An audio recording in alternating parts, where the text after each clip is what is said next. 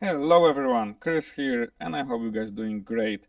And today I would like to show you how to replace the wheel bearing on 2011 Infiniti G37. So first, of course, you have to raise the car and you have to take the wheel of the car from the side that you're gonna be working on. Then you need to remove the brake caliper. You have two bolts for the caliper. You gotta remove those bolts, and then you can put the caliper somewhere on the side. Use the bungee cord to secure it. Make sure that doesn't fall on your hands or on your head. Then you can remove the rotor, and here is your hub assembly.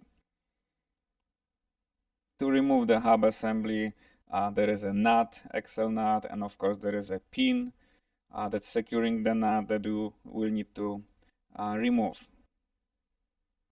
If you don't have an impact gun, you can loosen up the axle nut before you pull the rotor and brake caliper out. Just have a friend to hold the brake for you and just loosen up the axle nut. I have an impact gun, so I use the impact gun to just remove the nut. And then we can start working on the hub assembly bolts. You have 4 bolts, 2 on the bottom and 2 on the top.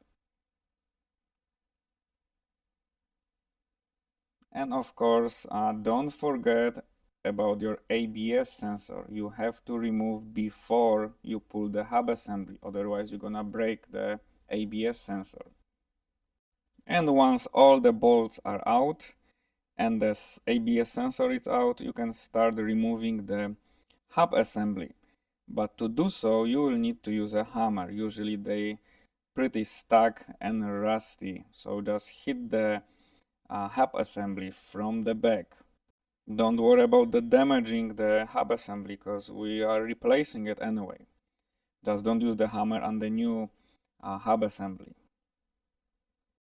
And it is good idea to clean that housing from the inside. Use the sanding paper and use a little bit of grease when you're going to assemble the new hub assembly.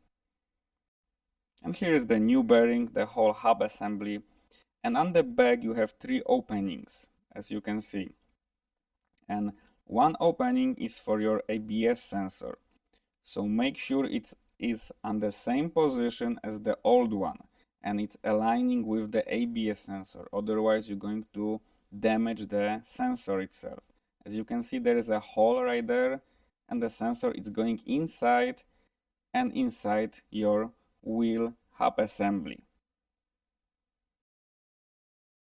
And guys, this is much easier and faster to replace the whole hub assembly. Some people just replacing the wheel bearing, but I think it's just a waste of time because the price it's not much different than the hub assembly or just the wheel bearing. And to install it, make sure everything is aligning. That shield, as you can see, now it's not aligning. You have to move that shield a little bit so everything is aligning perfectly and then install the bolts. Never use the hammer or anything like that as for the new hub assembly because you're gonna damage it.